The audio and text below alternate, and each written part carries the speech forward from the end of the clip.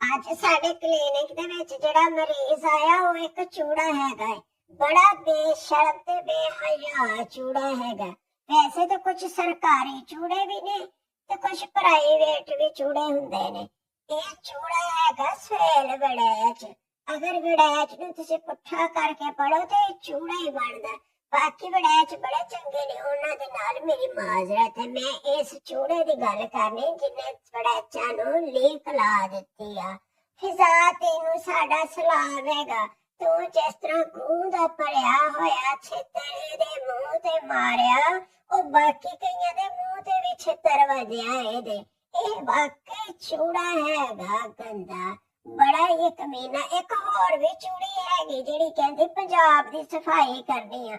ਉਹ ਚੂੜੀ ਨੇ ਗੰਦੀ ਵੀਡੀਓ ਦਾ ਗੰਦ ਪਾਇਆ, ਕਾਲੀ ਕਰਤੂਤਾਂ ਵਾਲੀ, ਗੰਦੇ ਕਰਤੂਤਾਂ ਵਾਲੀ, ਗੰਦਾ ਕਰਦਾਰ ਇਹਦਾ। ਵੈਸੇ ਗੰਦ ਪਾਇਆ, ਕਹਿੰਦੇ ਪੰਜਾਬ ਦੇ ਗੰਦ ਚੁੱਕਣਾ, ਲੇਕਿਨ ਖਜ਼ਾਨੇ ਦੀ ਸਫਾਈ ਕਰੀ ਜਾਂਦੀ, ਪੰਜਾਬ ਦੀ ਤਾਂ ਸਫਾਈ ਕਰਦੀ ਨੇ ਚੂੜੀਏ। ਹੁਣ ਅਸੀਂ ਚੂੜੇ ਦੀ ਗੱਲ ਕਰ ਰਹੇ ਹਾਂ। ਜਿਹੜਾ ਮੀਆਂ ਸੁਸਰ ਸ਼ਰੀਫ ਸਾਹਿਬ ਨੇ, ਉਹਨਾਂ ਦਾ ਇਹ ਸ਼ਾਹੀ ਚੂੜਾ।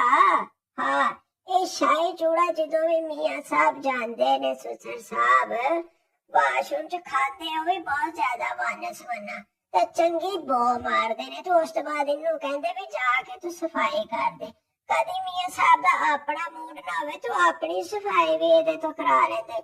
ਜਦੋਂ ਦੀ ਨੇ ਮੀਆਂ ਸੁਸਰ ਦੀ ਢੂਈ ਦੇਖੀ ਆ, ਢੂਈ ਦਾ ਪਰਦਾ ਲੱਥਿਆ, ਇਹਨੂੰ ਹੁਣ ਕੋ ਪਰਦੇ ਵਾਲਾ ਚੰਗਾ ਹੀ ਨਹੀਂ ਲੱਗਦਾ।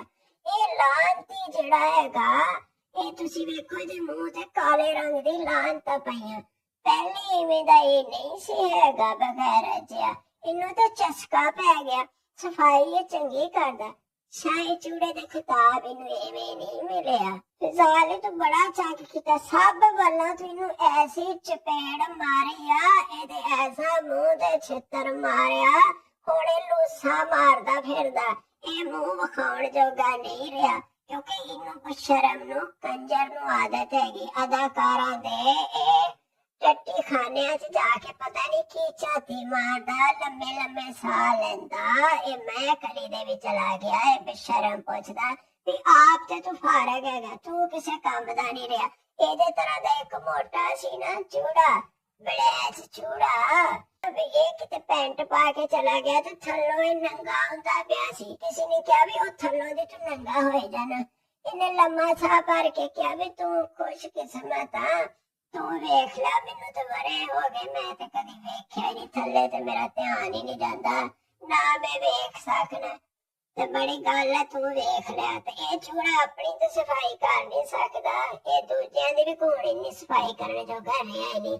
ਹੁਣ ਸਿਰੇ ਮੂੰਹ ਚੋਂ ਇਹ ਗੰਦੇ ਕੱਢਦਾ। ਆਖਰ ਚ ਮੈਂ ਇੱਕ ਗੱਲ ਕਹਿਣਾ ਚਾਹੁੰਦੀ ਹਾਂ, ਇਹ ਸਾਰੇ ਚੂੜਿਆਂ ਦਾ ਜਿਹੜਾ ਵੱਡਾ ਚੂੜਾ ਹੈਗਾ, ਜਿਹਨੇ ਪੂਰੇ ਮੁਲਕ ਚ ਬਹੁਤ ਗੰਦ ਪਾਈ, ਜ਼ਾਲਮ ਯਜ਼ੀਦ ਨੇ, ਉਹ ਸੁਣਿਆ ਹੁੰਦਾ ਪਿਆ ਅਮਰੀਕਾ।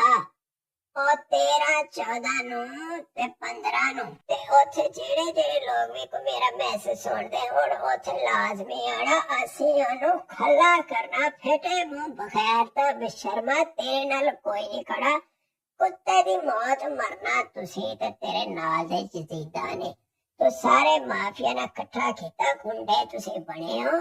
ਇਹ ਦਿਨ ਥੋੜੇ ਨੇ ਤੁਹਾਡੇ, ਤੁਹਾਨੂੰ ਰੱਬ ਨੇ ਸਿੱਧਾ ਕਰ ਦੇਣਾ। ਤੁਹਾਨੂੰ ਬਚਾਉਣ ਵਾਲਾ ਕੋਈ ਲੱਭਣਾ ਨਹੀਂ।